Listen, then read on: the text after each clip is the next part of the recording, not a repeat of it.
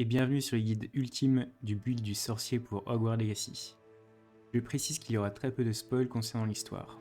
Alors pour commencer, parlons expérience et niveau. Il faut savoir que le niveau max sur le jeu est le niveau 40 et que le seul moyen de gagner de l'XP ce sont les défis. Je vous recommande donc de remplir ces derniers dès que vous le pouvez. Pour les sorts, ils se débloquent tous dans la majorité en complétant des quêtes principales, ou en faisant les devoirs de nos professeurs, donc je vous recommande aussi fortement de faire ces derniers dès que vos professeurs vous les donnent. Le reste des sorts se débloquent via des quêtes annexes. Il existe 4 types de sorts: les sorts de dégâts en rouge, les sorts de contrôle en jaune, les sorts de force en violet, les sorts impardonnables en vert, les sorts utilitaires en bleu ciel et gris, et les sorts essentiels qui n'ont pas de couleur mais qui n'ont pas besoin d'être placés dans votre roue de sorts pour être utilisés, dont les sorts d'ancienne magie qui font partie des sorts les plus puissants en termes de dégâts du jeu. La principale utilité à ces couleurs, c'est surtout qu'ils briseront les boucliers homochromes de vos ennemis, à l'exception des sorts impardonnables et des sorts d'ancienne magie qui brisent tous les boucliers. Il sera donc assez important de composer une roue de sorts avec toutes les couleurs. L'intérêt d'avoir le choix d'autant de sorts est qu'il y ait des synergies entre eux, dont certaines très puissantes, avec par exemple Glacius qui marche parfaitement avec Diffindo et Confringo en augmentant les dégâts de ces deux sorts puissants en mono-cible. Axio pour ramener vos adversaires sur vous, pour tous les brûler avec Incendio, ce qui nécessite la maîtrise de ces deux sorts, pour en faire une AOE. Levioso pour soulever un ennemi et ainsi déclencher les dégâts bonus de Descendo. Et pareil, ça demandera la maîtrise de ces deux sorts pour en faire une AOE. Il y a une combo aussi de ces deux combos précédentes, avec Axio pour approcher l'ennemi, Levioso pour les soulever, Descendo pour les fracasser contre le sol, puis Incendio pour les enflammer. Ou encore l'un des combos les plus puissants du jeu avec Crucio, masterisé, et Avada Kedavra, masterisé pour one-shot plusieurs ennemis d'un seul coup. Il y a d'autres combos sympathiques, dont certaines assez complexes, mais je vais éviter de les illustrer ici parce que cela prendrait plusieurs heures. Et surtout, je ne peux pas continuer de parler des sorts sans parler des talents que j'ai évoqués un peu plus tôt. Ceux-ci ont majoritairement pour but d'améliorer vos sorts et donc d'orienter votre gameplay vers un certain style. Gardez aussi à l'esprit qu'il n'est pas possible de débloquer tous les talents, même au niveau max. Il y aura donc des choix à faire. Donc pour les talents, il y a 5 branches. Celle des sorts qui améliore la puissance de vos sorts, la branche d'art sombre pour jouer avec la magie noire, la branche du cœur qui touche à des améliorations plus génériques, la branche de furtivité qui porte bien son nom, et la branche de la salle sur demande qui permet d'augmenter la puissance de vos potions et vos plantes. Je vous recommande d'investir vos points dans ces talents sans trop vous poser de questions, puisqu'on les voudra dans n'importe quel build. Talent du cœur, donc connaissance des sorts 1, 2 et 3, qui débloque des roues de sorts supplémentaires, bien que non essentiel, cela procure un confort de jeu, même si vous pouvez changer vos sorts en pause avec le menu des sorts. Maîtrise des lancers de base, pour lancer vos sorts de manière plus régulière. Swift offre une mobilité très utile en combat et hors combat. Absorption, protego et d'évasion pour recharger votre magie ancienne. Expertise stupéfixe qui augmente le dégât d'un sort que vous utilisez tout le temps et qui est de base un sort défensif. Pour les talents de sort, maîtrise d'incendio et maîtrise d'Axio, c'est une combo très puissante en zone d'effet, facile à maîtriser et extrêmement utile contre de nombreux ennemis. Et la maîtrise de transformation, avec la magie ancienne qui est très puissante, cette maîtrise s'harmonise parfaitement avec cette dernière, transformant la compétence transformation en un sort infligeant de gros dégâts. Et les talents de la salle sur demande, la puissance de la potion d'Edyrus, qui fera que quand vous prenez une potion d'Edyrus, cela vous rend totalement invincible, en plus de rajouter un petit peu de dégâts. C'est une potion extrêmement puissante et vraiment broken. Une fois ces talents acquis, vous pouvez explorer différentes options selon vos préférences. Il n'y a pas vraiment de mauvais choix, cependant je vais vous présenter 4 builds qui semblent plus optimisés. Notez que je vais vous présenter plusieurs niveaux de spécialisation dans une branche et que vous pourrez donc faire des builds hybrides. Le build du mage noir. Je commence par aborder cet archétype car il nécessitera une décision quant à l'apprentissage et ou l'utilisation des sorts impardonnables qui seront enseignés par Sébastien.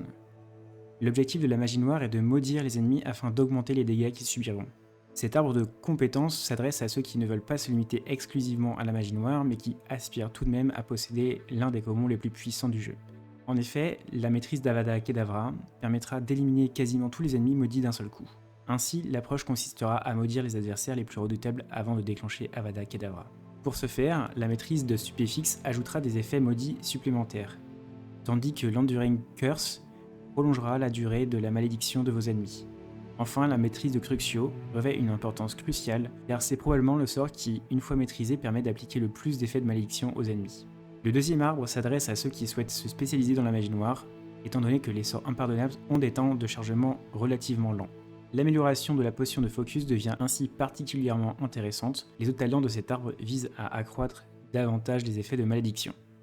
En optant pour tous les talents de cet arbre, vous pouvez pousser encore plus loin votre expertise, obtenant ainsi une roue de sorts sans sorts impardonnables, permettant de briser efficacement tous les boucliers de vos adversaires, poussant la stratégie à son paroxysme. Le build furtif. Ici, la démarche est plutôt simple. Si vous préférez adopter une approche discrète, je vous recommande de commencer par investir dans cet arbre de talent. Il vous permettra de vous déplacer rapidement en mode furtif, facilitant ainsi l'élimination totale des camps ennemis sans être détecté. Le deuxième ensemble de compétences a pour objectif de diminuer la vitesse à laquelle vos ennemis vous repèrent, renforçant ainsi l'efficacité de cette stratégie. Le build de l'herboriste. Initialement, j'envisageais de créer ce build pour le plaisir et pour le fun, mais il s'est avéré être un choix très puissant en raison des dégâts considérables infligés par les plantes de combat, probablement l'une des meilleures spécialisations disponibles. Cependant, il y a un inconvénient avec ce talent. Vous devrez être attentif à bien gérer vos plantations de plantes de combat dans la salle sur demande. Par ailleurs, au moment où je rédige ce guide, il y a un problème avec les talents. En effet, les talents de plantes augmentent les dégâts de toutes les plantes, ce qui rend le build complètement déséquilibré. Le build du futur Aurore. Dans cette configuration, nous investissons dans les talents défensifs restants de la branche cœur, afin de renforcer considérablement notre protégo. Nous nous intéressons également à l'amélioration des potions de soins, ce qui augmentera significativement notre capacité de récupération de points de vie. Par la suite, nous pourrons envisager d'améliorer d'autres sorts de la branche des sorts, ouvrant ainsi la possibilité d'explorer de nouveaux combos. Passons à la discussion sur l'équipement. Il est important de noter qu'à Hogwarts Legacy, les équipements se déclinent en 4 raretés. Vert, bleu, violet pour les objets épiques et orange pour les objets légendaires. Les équipements possèdent des statistiques d'attaque et de défense qui évoluent en fonction de leur niveau, et vous récupérez des équipements qui correspondent à peu près à votre niveau.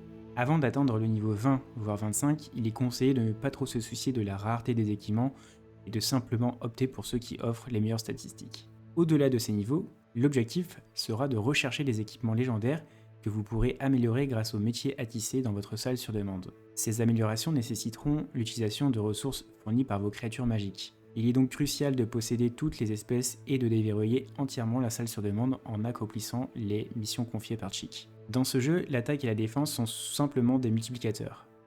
L'attaque multiplie vos dégâts de base, et la défense réduit les dégâts reçus en pourcentage. Les statistiques sont toutes deux liées à une valeur codée en dur en fonction de votre niveau de puissance, qui représente simplement la quantité de chaque statistique que vous possédez. Vous avez un tableau qui résume grossièrement ces multiplicateurs. Et voici des graphiques qui vous montrent l'évolution des dégâts et la réduction de dégâts. Comme vous pouvez le constater, les dégâts sont exponentiels. Il faudra donc favoriser cette statistique quand vous améliorez vos équipements. Prenez en compte que les statistiques de base ne changeront pas avec une amélioration, mais que les améliorations ajouteront une statistique défensive à un équipement offensif, et inversement. Pour les statistiques d'équipement, cela dépend du niveau. Chaque niveau a une petite variation de statistiques, minimum ou maximum, pour l'attaque et la défense. Puis la rareté, épique et légendaire ajoutent une valeur fixe. En voici un résumé dans un tableau. Pour un item légendaire de niveau 40, la statistique principale maximum sera de 78 plus 36, donc 114. Je vous mets en commentaire un lien vers un Reddit qui résumera mieux et dans les détails toutes ces stats. Les statistiques maximum que vous pouvez atteindre au niveau 40 en attaque et en défense sont de 450. Pour conclure ce guide, abordons maintenant le sujet des attributs. Pour tous les débloquer, vous devrez explorer les camps de bandits et piller les coffres qui s'y trouvent. Il est possible de suivre sur la carte les camps que vous avez déjà visités. Pour simplifier, les attributs que vous choisirez dépendront de votre style de jeu. Je déconseille l'utilisation d'attributs défensifs, car comme nous l'avons vu, les dégâts dans ce jeu sont exponentiels. Il est donc préférable de favoriser les statistiques offensives. Évitez également les attributs qui augmentent la puissance d'un seul sort, car l'objectif est d'être aussi polyvalent que possible. Les attributs que je recommande sont les suivants. Application, qui augmente les dégâts de vos sorts rouges si vous ne jouez pas un mage noir, c'est le meilleur attribut à tisser. Impardonnable qui augmente considérablement les dégâts infligés aux cibles maudites, à privilégier donc si vous êtes un mage noir. Embuscade si vous jouez de façon furtive, et enfin botanique si vous utilisez fréquemment les plantes de combat. Il faudra donc tisser chacune des pièces de votre équipement par l'attribut qui correspond à votre gameplay. Ce guide touche à sa fin, j'espère que cela vous aidera à choisir le gameplay qui vous correspond le plus et que j'aurai répondu au maximum de questions que vous vous posiez.